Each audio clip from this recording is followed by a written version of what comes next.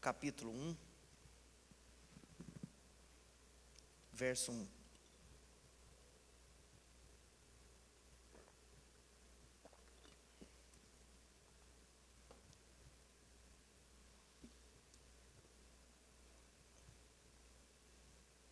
Nós vamos fazer uma oração e depois nós vamos ler. Nós passamos os 2 vídeos, o retiro de jovens está nas últimas vagas. Se você ainda não fez, no final do culto, nós vamos deixar o QR Code aqui na tela, vai estar fazendo lá embaixo também. Então não deixa para a última hora. Podia dar sold out, Mateus. Quero ver gente de fora, gente que não acredita no que a gente fala, gente procrastinador. Não que eu deseje que você fique de fora, não é isso não, é que eu desejo que você mude de vida, amém, irmãos? Glória a Deus, aleluia. Glória a Deus. Não estou bravo não, gente, só um desejo de te ver melhorar. Feche seus olhos, vamos orar. Papai de amor, papai de graça, queremos te louvar e te agradecer pela oportunidade que nós temos de receber a tua instrução através dessa palavra, que de fato possamos ser instruídos, mas que acima de tudo também possamos exaltar e glorificar o teu santo nome. Nós estamos em um culto, nós estamos em um lugar onde nós prestamos devoção ao Senhor.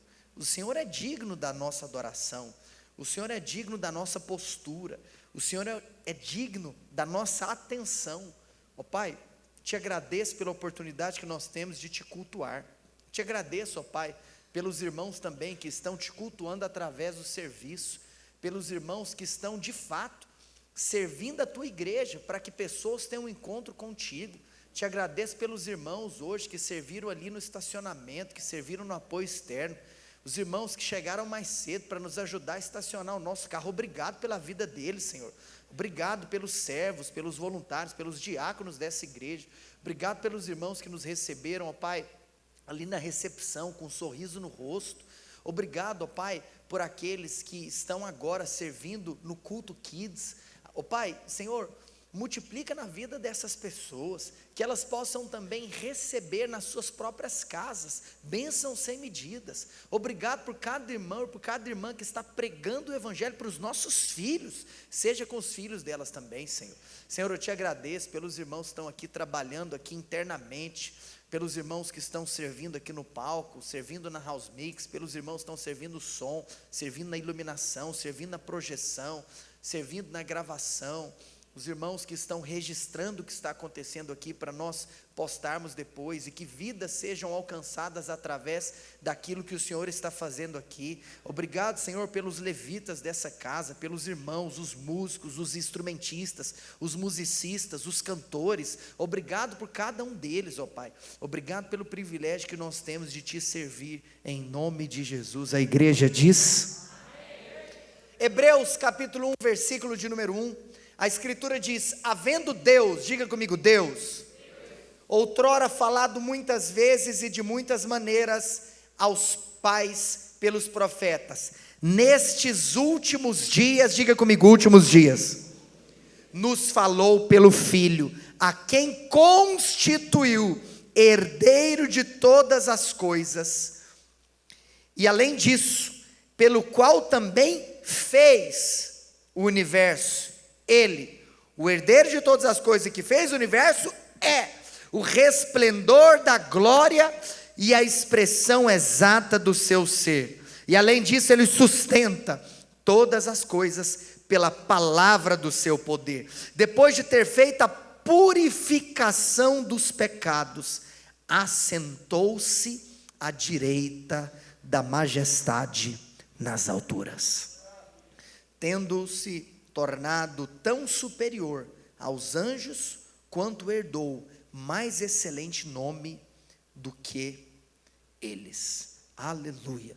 Eu vou deixar a minha Bíblia aberta, você pode deixar também a sua Bíblia aberta. Hoje eu quero trazer com você uma exposição desses primeiros versículos do livro de Hebreus, no capítulo 1.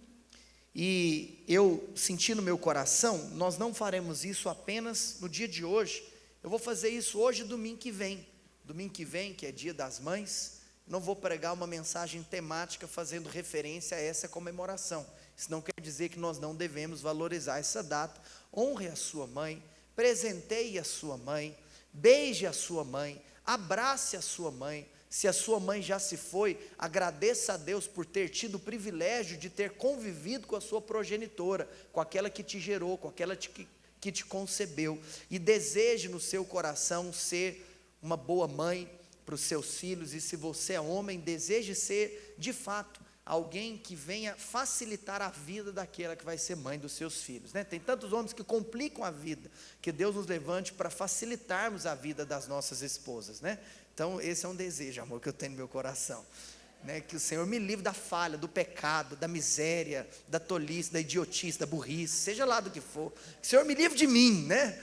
E que, oh, Jesus da glória. Então, faça tudo isso pela sua mãe e venha cultuar a Deus também, porque Deus, não sei se você sabe que domingo, dia das mães, é o índice de maior falta nas igrejas, sabia disso? Pois é, eu quero te contar que Deus também é digno de ser cultuado no dia das mães, eu quero te falar que Ele é o pai de todos. Então, faça isso, se programe, né, para estar com a sua mãe, mas também para cultuar a Deus. Então, sei lá, se for necessário você vir de manhã, vem de manhã, traz sua mãe, né, para ouvir a mensagem do Evangelho, aleluia, glória a Deus. Mas olha só, amados, Hebreus capítulo 1, nós temos um texto tão poderoso. Aliás, o livro de Hebreus é um livro tão poderoso. O livro de Hebreus é um livro um tanto quanto especial e também um tanto quanto misterioso. Mas como assim misterioso? Não sei se você sabe, mas o livro de Hebreus é um livro que nós não temos conhecimento nem do remetente, nem do destinatário.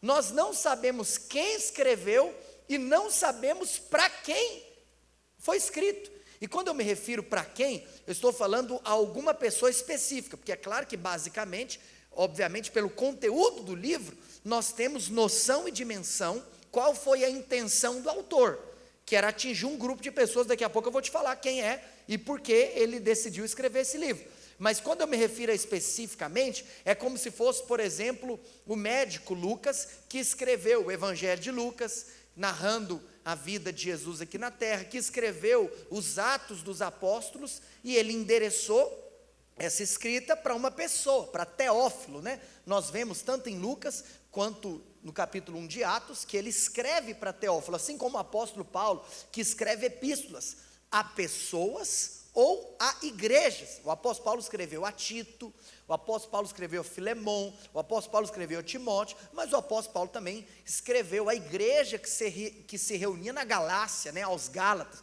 escreveu a igreja que se reunia em Filipos, aos filipenses, ele escreveu aos colossenses, aos tessalonicenses, aos romanos, aos coríntios, não é verdade? Então, o livro de Hebreus a gente não sabe, alguns mesmo acreditam que tenha sido o próprio apóstolo Paulo. Pode ser que foi o apóstolo Paulo, e nós não sabemos e não podemos afirmar, mas muitos talvez, por conta de alguns fragmentos de escrita, eles encontram uma semelhança na maneira de se expressar e acreditam que tenha sido o apóstolo Paulo. Outros falam que foi Apolo que escreveu, tem outros até mesmo que dizem que foi Clemente que escreveu esse livro. Agora, basicamente nós sabemos de algo, que a intenção do autor foi trazer luz a um grupo de pessoas, judeus, que estavam passando por uma situação.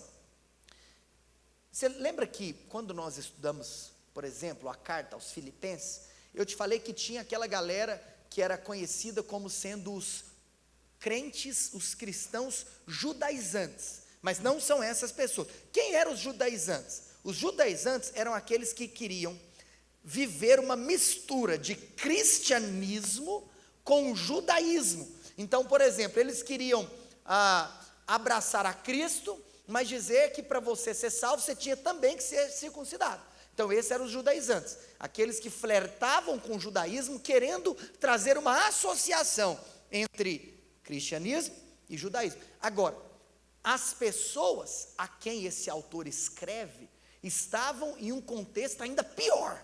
Por quê? Por ocasião da perseguição, da grande perseguição sofrida pela igreja primitiva, no primeiro século da história, depois de Cristo, muitos judeus que haviam aceitado o evangelho, né? Enfim, nós não estamos aqui para falar se eles creram ou não no seu coração, mas aparentemente tinham aceitado. Por ocasião, por medo da perseguição, eles estavam querendo dar as costas para Cristo e retornar ao judaísmo. Eles estavam então com uma postura de apostasia. Eles então estavam tendo essa atitude, esse flerte com o abandono da fé cristã. O apóstolo Paulo,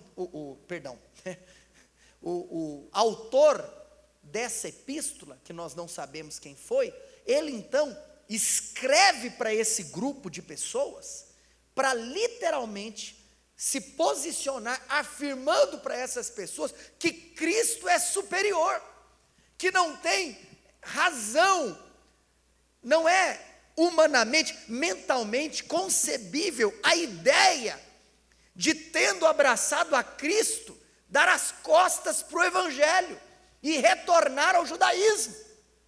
O autor de Hebreus então, ele se levanta para ser um porta-voz do céu, e ele defende então um argumento. Qual é o argumento que o autor de Hebreus defende? Que Cristo é melhor, que Cristo é superior, que Cristo é superior aos profetas, que Cristo é superior aos anjos, que Cristo é melhor do que tudo e do que todos. Então hoje, inclusive, eu quero trazer aqui a consideração acerca dos 3 primeiros versículos. Domingo que vem, eu vou continuar, a partir do 4 e do 5, nós vemos até mesmo a argumentação que Cristo é superior aos anjos. Mas pegando o verso 1, eu quero te mostrar que Cristo é superior aos profetas do Antigo Testamento. Por que Cristo é superior? Porque está escrito, havendo Deus, faz o seguinte, pode colocar no verso 1, pode colocar no verso 1, e depois volta para as telas. Pode deixar projetado, verso 1, revista atualizada. Então, amados, deixa eu te contar uma coisa. Esse livro, né, ele é misterioso porque nós não temos remetente o destinatário, mas ele é poderoso.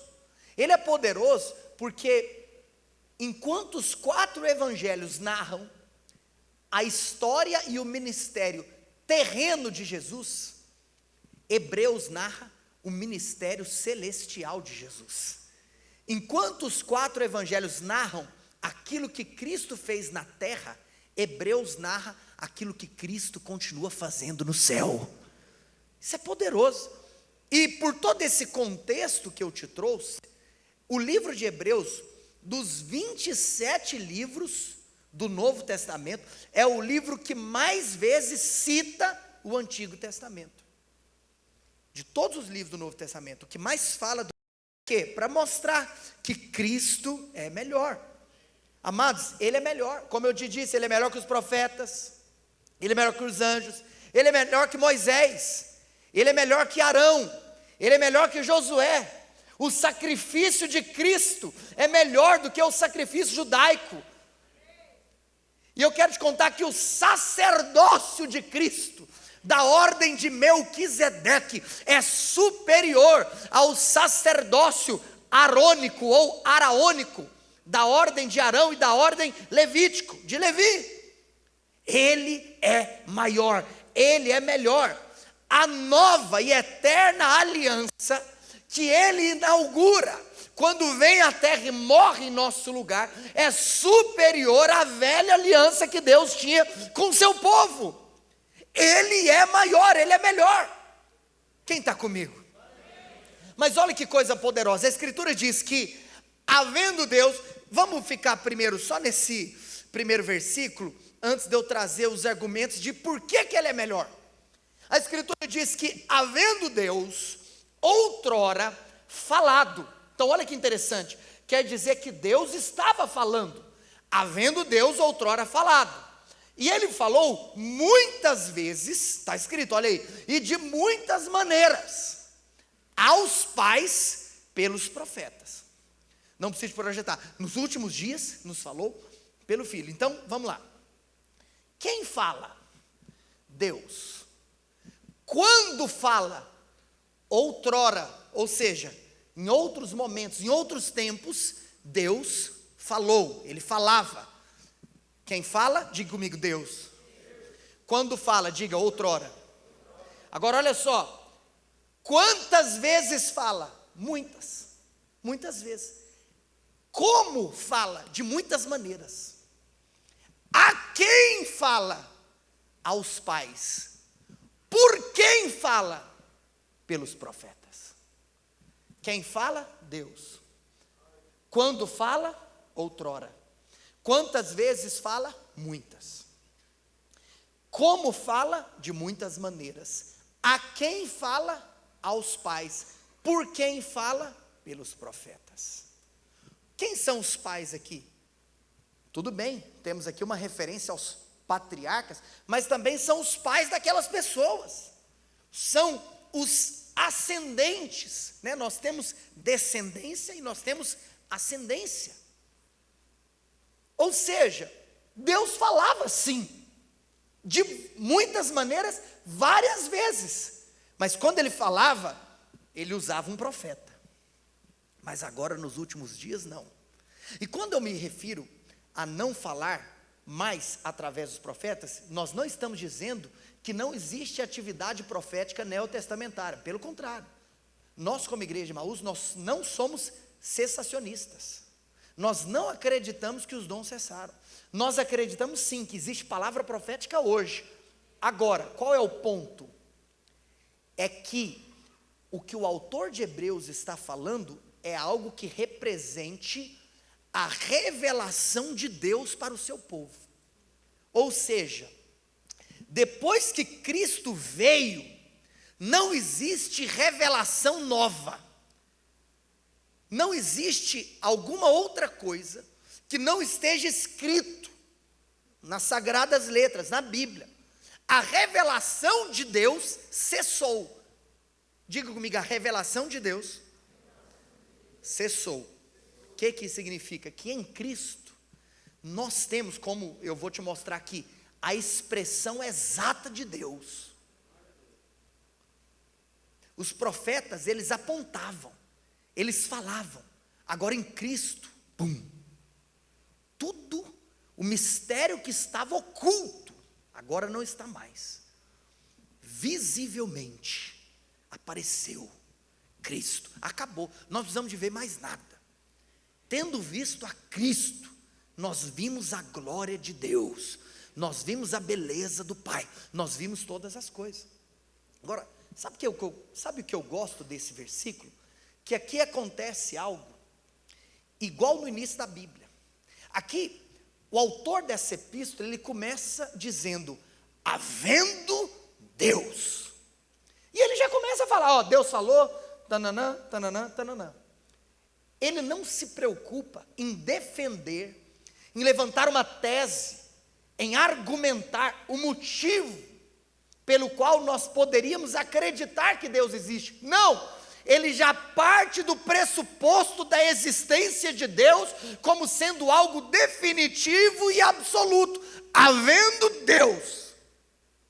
Assim como no início da Bíblia, no princípio criou Deus. Sabe o que significa? Que nós só conhecemos a Deus porque o próprio Deus decidiu se revelar a nós. O conhecimento de Deus não é fruto de uma pesquisa humana. O conhecimento de Deus é fruto do desejo que o próprio Deus teve de se revelar. Havendo Deus. Quem está comigo aqui? Amados, o que nós vemos a partir desse versículo aqui, é que agora, nós precisamos de ter um entendimento, que a revelação que as pessoas tinham de Deus, no Antigo Testamento, oriundo das falas dos profetas, era uma revelação fragmentada, era uma revelação parcial, era uma revelação preparatória, para aquela que seria a última, a final e a definitiva revelação de Deus, que é pelo Filho. Havendo Deus outrora falado pelos profetas, nos últimos dias nos fala pelo Filho. O Filho é maior do que os profetas. Agora pode tirar. Agora, o que eu quero nesse momento te entregar é o entendimento de que no próprio texto nós temos os motivos pelos quais nós podemos afirmar que Cristo é superior aos profetas. Nós temos aqui, nesses versos, até o versículo de número 3, 6 argumentos do porquê nós podemos afirmar, de acordo com a palavra de Deus, que Cristo é superior aos profetas. O primeiro deles está escrito, vem comigo, no verso 2, nesses últimos dias, nos falou pelo Filho, a quem constituiu, diga comigo, constituiu. Pode voltar para a tela, gente. Herdeiro de todas as coisas. O primeiro motivo pelo qual o Filho é superior aos profetas, Ele é o herdeiro de todas as coisas. Sabe o que é interessante? Que aqui inclusive está escrito Filho com F maiúsculo. Sabe por quê? Porque Jesus é o Filho eternamente gerado pelo Pai. Você mesmo, quando nasceu, você nem nasceu filho, você nasceu criatura. Por isso que em João capítulo 1, verso 12 diz, a todos quantos receberam, deu-lhes o poder de serem feitos. Você só pode ser feito algo que você não era antes. Um dia, você se tornou o Filho de Deus. Jesus não, Ele sempre foi o Filho de Deus. Ele foi eternamente gerado pelo Pai. Jesus tem a mesma substância do Pai. Jesus tem a mesma natureza do Pai. Jesus tem os mesmos atributos do Pai. E Jesus tem o mesmo poder do Pai. Ele realiza as mesmas obras, os mesmos feitos. Ele é incomparavelmente singular e único a qualquer outra criatura existente na terra. Ele é exclusivo. E em virtude da sua encarnação, em virtude da sua morte, em virtude da sua ressurreição, Deus decidiu colocá-lo em um patamar acima de todo e qualquer outro nome, ou de toda e qualquer outra criatura. E nesse lugar que Jesus foi colocado acima, Ele foi então estabelecido pelo Pai, como herdeiro de todas as coisas. Ele é o herdeiro de todas as coisas. Por isso que um dia, toda língua vai ter que confessar que Cristo Jesus é o Senhor. Todo joelho vai se dobrar, todo olho verá, e toda língua confessará que Ele é o Rei. Você sabe, eu e você, nós somos o presente do Pai para o Filho. A igreja é a herança de Deus para o Filho. Porque se o Filho é o herdeiro de todas as coisas, Ele também é o herdeiro da igreja. Por isso que um dia, o Pai vai entregar a igreja para ser a noiva do Filho. Nós somos a noiva do Filho. E um dia, nós nos casaremos com Cristo eternamente. Você é a herança que Deus deu ao Filho. Oh, amados, como resultado e como consequência da sua obra vicária na cruz do Calvário. Diga comigo, Ele é. Diga mais alto, Ele é o herdeiro de todas as coisas. Mas em segundo lugar, Cristo é melhor, Cristo é superior, porque além de ser o herdeiro de todas as coisas, volta para o texto, olha o que está escrito, pelo qual também fez o universo. Não precisa de abrir o texto, tá? Mas os irmãos vão acompanhar. Pelo qual também fez o universo. Além de ser o herdeiro de todas as coisas, sabe que Ele é também o agente da criação. Diga comigo, Cristo é o agente da criação. Sabe o que significa isso? Que Jesus, o nosso glorioso Redentor, o Filho de Deus, aquele que um dia deixou os céus, né? Deixou os céus para nos encontrar. Aquele que podia segurar, e aqui eu quero te mostrar a imensidão do universo, para você entender o que significa. Aquele que podia segurar o universo com a palma das suas mãos, abdicar de tudo isso para flutuar dentro do ventre de uma virgem. Precisamos hoje de ressaltar que ele, que era Senhor de tudo e dono de todas as coisas, se fez homem, se tornou um bebê, foi enfaixado com panos e colocado sobre uma manjedoura. Esse mesmo, amados, ele que cresceu diante de Deus, diante dos homens, em estatura, em graça, em sabedoria, ele que cresceu ali com seu pai terreno José, em uma carpintaria, ele que além de ter morrido na cruz e de ter ao terceiro dia ressuscitado, deixou um túmulo vazio. Ele é o Criador de todas as coisas. Tudo, tudo, tudo. João capítulo 1, verso 3 diz que todas as coisas foram feitas por intermédio dele. Olha isso aqui. Todas as coisas foram feitas através dele. E sem ele, nada do que foi feito se fez. Sabe o que significa isso? Esse mundo tão grande, tão vasto, tão insondável, com milhares, milhões e bilhões de mundos estelares e galáxias, com mais de 93 bilhões de anos-luz de diâmetro. Tudo que existe no universo foi criado pelo Filho. Foi criado pelo Filho. Ele é o agente da criação. Por isso, você pode afirmar com veemência, com certeza, com intensidade, de que o mundo não veio à existência por uma geração espontânea. A matéria não é eterna. O mundo não é fruto de uma explosão. O mundo não é fruto de uma evolução de milhões de anos. Não, o mundo existe porque o Filho de Deus criou todas as coisas. Ele é o agente do universo. Criador, o agente da criação, o criador do universo.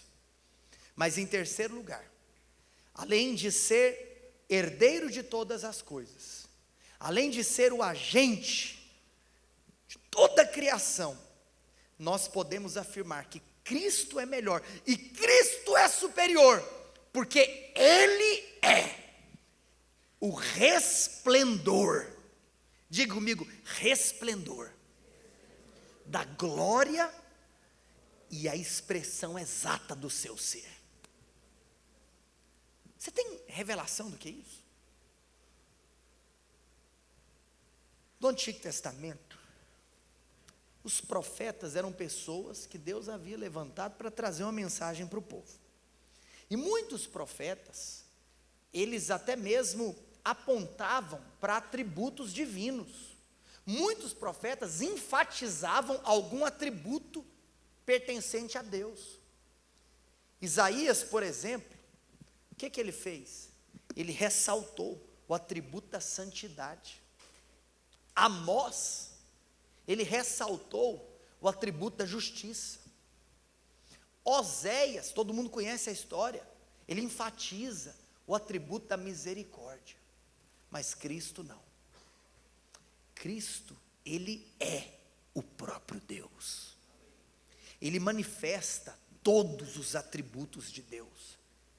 O que Cristo é? Cristo, ele não veio para falar dessa ou daquela característica de Deus. Ele veio para ser o refletor. Imagina assim, os refletores foram ligados. Ele veio para ser o holofote. Ele veio para mostrar toda a glória do Pai. Assim como o sol que expande os seus raios cheios de luz e calor, assim do Cristo de Deus nós vemos toda a beleza do Pai. A glória de Deus está em Jesus. A glória. Jesus é a exata expressão do seu ser. Sabe o que isso significa? Eu amo quando a Escritura diz que nele, em Cristo, habita corporalmente em Cristo, nele, habita corporalmente toda a plenitude da divindade. A plenitude da divindade habita em um corpo, em Cristo. Ele é o resplendor da glória e a expressão exata do seu ser. Você quer conhecer o poder de Deus? Você quer saber o quanto Deus é poderoso? Olha para Cristo. Você quer saber o quanto Deus é amoroso? Olha para Cristo. Você quer saber o quanto Deus é bondoso? Olhe para Cristo. Você quer saber como Deus é e conhecê-lo? Conheça Cristo. Mas em quarto lugar, Ele é quem sustenta. Pode passar. Todas as coisas, pela palavra do seu poder. Eu vou repetir. A Escritura diz, vem para o texto comigo. Ele que é o resplendor da glória, a expressão exata do seu ser, sustentando todas as coisas pela palavra do seu poder. Sabe o que é isso? Falei para você que ele é o agente da criação. Mas é como se nós podemos ir além. Não apenas o universo não foi criado ou não veio à existência por vontade própria. O universo não veio à existência por vontade própria. Eu te falei isso. Houve aquele que foi o criador de todas as coisas. Não apenas isso, mas esse universo, ele é sustentado. Você sabe que você ter a revelação que esse universo é sustentado pela palavra do seu poder, é o que te faz entender que se não fosse por Deus, esse mundo se desintegraria. Você sabe por que que os gaúchos podem ter esperança? Porque quando nós clamamos àquele que está no céu, pela palavra do seu poder e pela tua mão forte e corajosa, Ele pode sustentar o que está caindo. Sabe o que vai acontecer? As notícias sobre Rio Grande do Sul vão começar a mudar. Esta semana nós leremos novas manchetes. Sabe por quê? Porque Ele sustenta todas as coisas pela palavra do seu poder. Nós estamos clamando, Senhor, salva aquele lugar, salva aquelas pessoas. O Senhor vai começar a levantar no Rio Grande do Sul verdadeiros Esdras e Neemias. O Senhor vai levantar pessoas que vão reconstruir aquele lugar. Que o Senhor levante os Zorobabéis, que o Senhor coloque no coração de líderes o desejo, compromisso, o amor de enviar pessoas para lá, para serem reconstrutores. Eu profetizo que pessoas em toda a nação, eu profetizo que pessoas dos 27 estados brasileiros vão ser tocadas no Espírito, e pessoas específicas vão se mudar para aquele estado, a fim de reconstruírem aquele lugar. Sabe por quê? Porque Ele sustenta. Ele sustenta.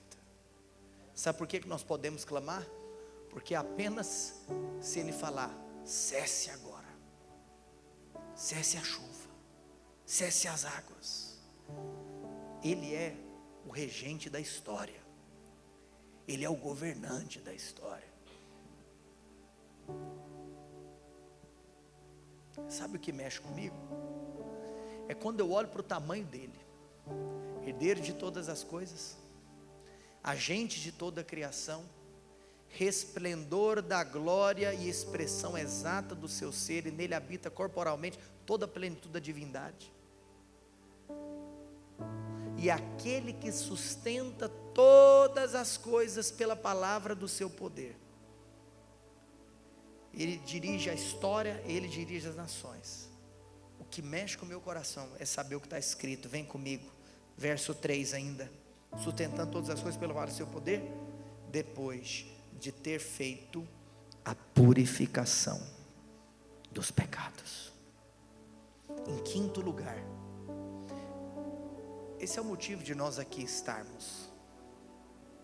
Esse é o motivo de estarmos aqui nesse culto. Esse é o motivo de celebrarmos a mesa do Senhor, a ceia do Senhor. Sabe por quê? Em quinto lugar, Ele é melhor do que os profetas, porque Ele que realizou a purificação dos pecados. Diga comigo: Ele que realizou a purificação dos pecados. Ou seja, quando você medita sobre a grandeza dele, você para e pensa: Ele, eternamente Deus, no princípio era o verbo estava com Deus e o verbo era Deus, autoexistente, imenso, infinito, soberano, eterno, imutável. Eu amo aquela canção que diz: invencível, invisível, mas real, onipresente, onipotente, onisciente, transcendente e soberano. Ele, esse Deus, que nem os céus dos céus podem detê-lo, aprove a Deus que no conselho da Trindade, imagina isso, no conselho da Trindade, a conferência da Trindade, estavam reunidos o Pai, o Filho e o Espírito Santo, antes que o mundo fosse criado. O Pai sabe de todas as coisas, e Ele disse: Filho, você será enviado, e você será morto, e como está escrito, o Cordeiro foi morto antes da fundação do mundo. Hoje nós estamos aqui porque Ele realizou a obra da redenção. Ele é maior do que os profetas, porque foi Ele quem nos predestinou, nos escolheu e nos salvou. O Filho se fez carne, se esvaziou, assumiu forma de servo, tomou sobre si todos os nossos pecados. O Pai imputou a iniquidade de toda a humanidade no Filho. Ele carregou sobre si. Se você está doente, se você está com dores, se você está sofrendo algo crônico, a boa notícia é que Ele carregou tudo por você, conforme escrito em Isaías capítulo 52 e Isaías capítulo 53. Ele levou tudo. Ele se tornou o sacrifício perfeito.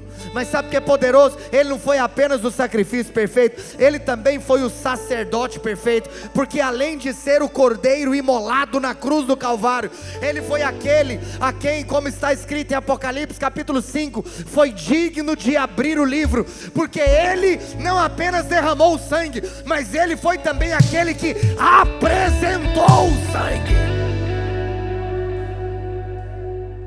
Ele é o sacrifício perfeito, mas Ele é o sacerdote perfeito. Ele morreu em nosso lugar para justificação, para redenção, para regeneração, para perdão de pecados. Sabe o que é poderoso? Deus, sendo Deus, se tornou homem, sendo santo, se tornou pecado, e sendo bendito, se tornou maldição. Os profetas, sabe por que ele é melhor? Porque os profetas apontaram para o perdão. Os profetas apontaram para a reconciliação, os profetas apontaram para a redenção, mas Cristo não apontou, Ele foi o perdão, Ele é a reconciliação, Ele realizou toda a obra, Ele purificou os nossos pecados. Mas em último lugar, está escrito que depois de ter feito a purificação dos pecados, assentou-se à direita da majestade nas alturas.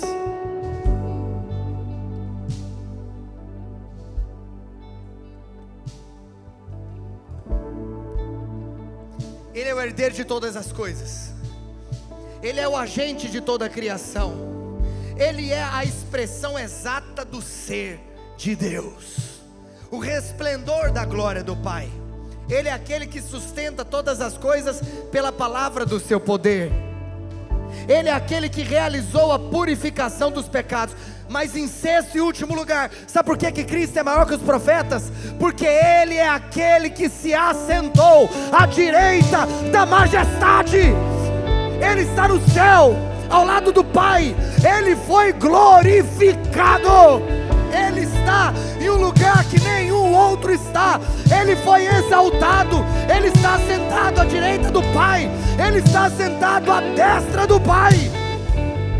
Ele é aquele que nos dá a vida. Deixa eu dizer algo para você. Você não precisa de temer as más notícias. Você não precisa de temer que os rumos da nossa nação talvez estão na mão de um governante ímpio. Eu quero te falar uma coisa. Ele é aquele quem estabelece reis. Ele é aquele quem destrona reis. Ele é aquele quem levanta impérios, que levanta reinos. Mas Ele é aquele também que abate os reinos desse mundo. Ele é o governante da história. Ele está com as rédeas da história em suas mãos. Por isso, igreja, descanse nele, porque Ele é o herdeiro da igreja, Ele é o dono da igreja, Ele é o protetor da igreja.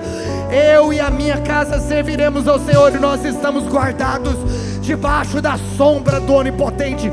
Praga nenhuma chegará à nossa casa. Nós temos a convicção que se Deus é por nós, quem será contra nós? Todas as coisas cooperam para o bem daqueles que amam a Deus, segundo aqueles que são chamados a viverem o propósito que Deus estabeleceu para que nós vivamos. Porque nem a morte, nem a vida, nem anjos, nem poderes, nem altura, nem profundidade, nada pode nos separar do amor de Deus que está em Cristo Jesus. Eu quero dizer algo para você. Haverá um dia que nós, como igreja Emaús, plantaremos outras igrejas em outras cidades. Mas eu quero te contar, sabe quando isso vai acontecer? Isso não vai acontecer quando a nossa conta bancária, quando o nosso caixa estiver transbordando dinheiro. Isso não vai acontecer quando nós tivermos um monte de obreiros. Isso tudo pode acontecer, mas isso vai acontecer no dia que o Deus, o dono de todas as coisas, disser para nós: vá, vá, é agora, igreja Emaús, vá. Quando Ele disser vá, o dinheiro vai aparecer, os obreiros vão aparecer, todas as coisas que nós necessitarmos surgirão, porque Ele é aquele que detém todas as coisas. Fique de pé onde você está.